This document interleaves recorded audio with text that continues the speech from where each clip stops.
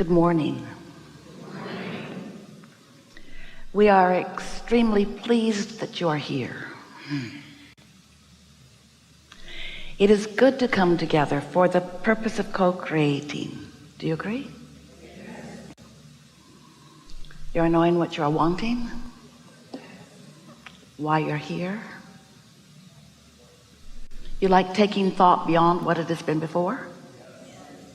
Do you understand that you are a vibrational being first and foremost, and that you are offering a vibration all the time, and that the vibration that you're offering is sort of where you're at, what life has brought you to? It's often based upon what you've been thinking about. It's about what you've just been thinking about. It's what you are thinking about. But what you are thinking about is usually sort of like what you have been thinking about, because you usually don't move much from what you have been thinking about to what you are thinking about, but you could. What you are thinking about, which is a lot like what you have been thinking about, is largely about what you're observing. So what you're observing and what you have been observing and what you have been thinking about and what you are thinking about keeps bringing more to observe that's just like that. So most things don't change very much for most people, even from decade to decade, because you have these habits of approaching life that are mostly based upon observation, and so it's a cycle that you continue to repeat. But it is not a cycle that needs to be repeated.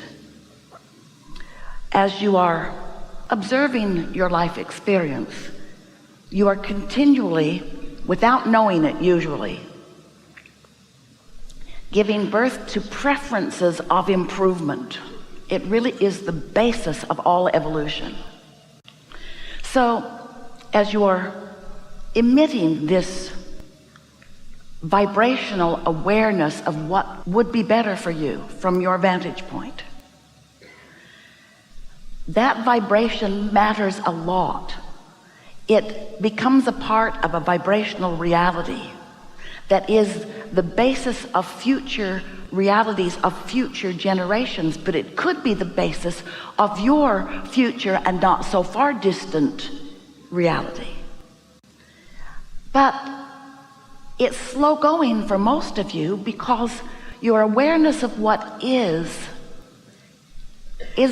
dominant. Hold that word dominant in your mind for just a little bit. We want to revisit as we move through this day together, because there are many things that you think about, and sometimes you feel good when you think about some of these things, and sometimes you don't feel so good when you think about these things. But in every case, on every subject, you do have a dominant vibration. And let's call that dominant vibration your belief. Your belief is a thought that you continue to think. And the reason that you continue to think the thought is because it's dominant, so it's easiest to find. It's dominant, so it has the most momentum. But it doesn't have to be dominant, and it doesn't have to have the most momentum, because you could make a thought of your choice dominant just by making a thought of your choice dominant. You could say, this thought is more important to me than that thought. Prosperity is more important to me than poverty. Even if poverty is dominant in your current experience, you could make prosperity dominant in your vibration if you'd stop observing. If there's somebody in your life that is giving you constant grief and you're observing them, how you feel about them is dominantly negative. But you could feel dominantly positive about them if you would stop letting what you observe be the basis of your vibration about them. You're sort of getting the hang of what we're talking about here. We're talking about the difference between being a deliberate creator, one who chooses the dominant thought and practices it until it is easily dominant, or one who just stumbles around, we love you so much, and focuses by default on whatever's loudest or most present. And you know what's so tricky about that? What is most present in your experience is what's dominant in your vibration. But you could change what's dominant in your vibration. You could have 10 major aspects of your current life. One of them could be pretty good, and 9 of them could be far from good. And if you would focus upon the one that you like, you could make it so dominant the other 9 would have to become the same. We love you so much, but you are lazy. You don't do that. You don't choose often what you mean to be dominant. You don't choose the direction of your thought or the vibrational content of your thought, because along your way you have come to believe that what is dominant, but it isn't. Vibration is dominant. So you could choose from what is, whatever aspect of it you want. The other day, Esther was enjoying cleaning up some resistance in her own experience on a specific topic. And she was using a process that we've been teaching for quite a long while called a focus wheel. And the focus wheel is used to increase momentum. It is used to pick a topic that you would like to make dominant and increase the vibration of it, which is what makes it dominant. So the focus wheel works like this. You're observing life, something that you observe could be improved, and you recognize it. So you sit with the intention of improving your vibration on a subject. So you start with where you are. Such and such sucks.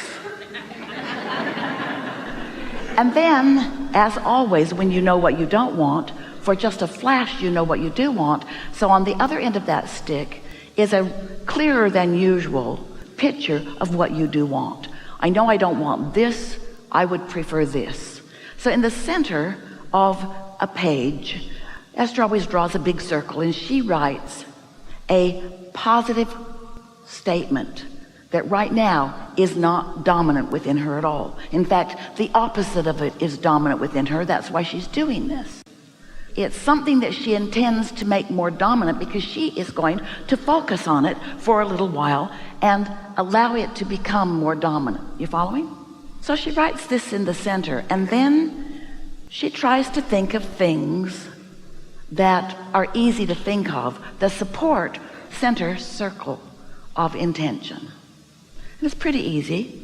First one comes sort of hard, but then she gets rolling, and she'll write the first and the second and the third and the fourth and the fifth and the sixth, and sometimes she'll just fill a whole page in all around.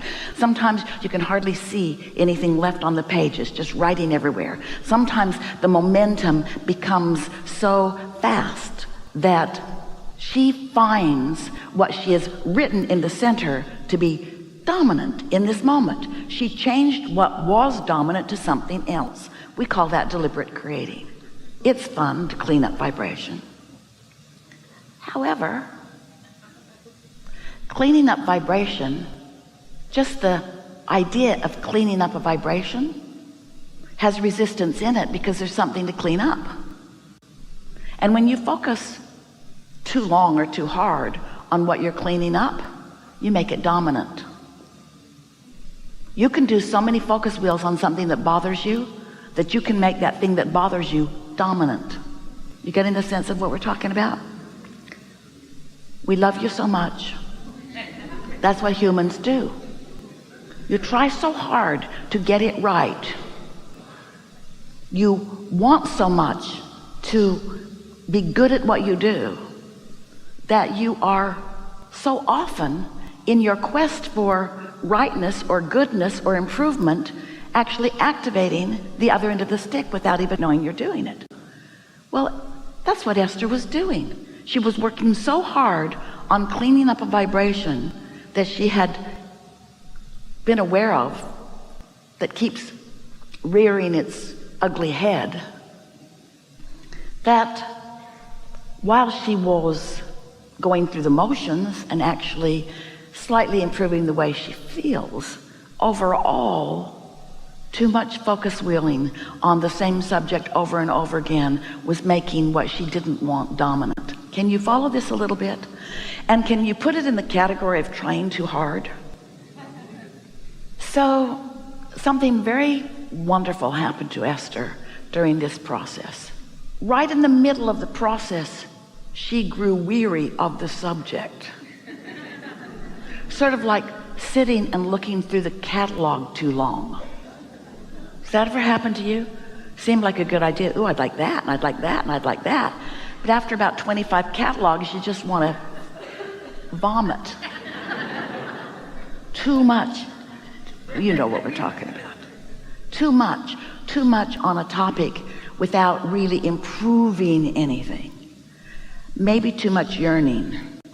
So she reached that place, which for ease of conversation, a really good description, she reached a place without, in that moment, being able to consciously identify it, of just giving up. It was like, enough already. Enough already. I've said what I want what I've said. I'm Popeye the Sailor Man. Something like that. And in the process of that, she doesn't even know how she did it. So we can't even really teach it to you. We're just telling you it's possible. Oh, we'll show you how. Esther fast forwarded into an uncluttered space of pure desire. And the thought that came to her mind was, if I could have this any way I wanted, if I were starting all over with this, if I were starting completely over with this, what would I choose? And right behind that came the thought, since I'm starting over right now, because every moment you're starting over. In every moment, you're starting over on what you make dominant. Since I'm starting over right now, what do I choose? What do I choose since I'm starting over? It was like she rocketed through a portal where no resistance went with her. She was free of the focus wheel, free of trying to clean stuff up. She went into a sort of dream state, a sort of state of, since I get to choose whatever I want, what do I choose? She was free of now reality and just in a dream state of, what would I choose about this? Well, I would choose this, and I would choose this, and I would choose this, and I would choose this. She was breathless. And the reason that we're telling this to you is because it was so obvious to Esther, the difference between trying to clean up a vibration and just starting fresh on a subject where there's nothing to clean up, and allowing yourself to go right to where you want to be.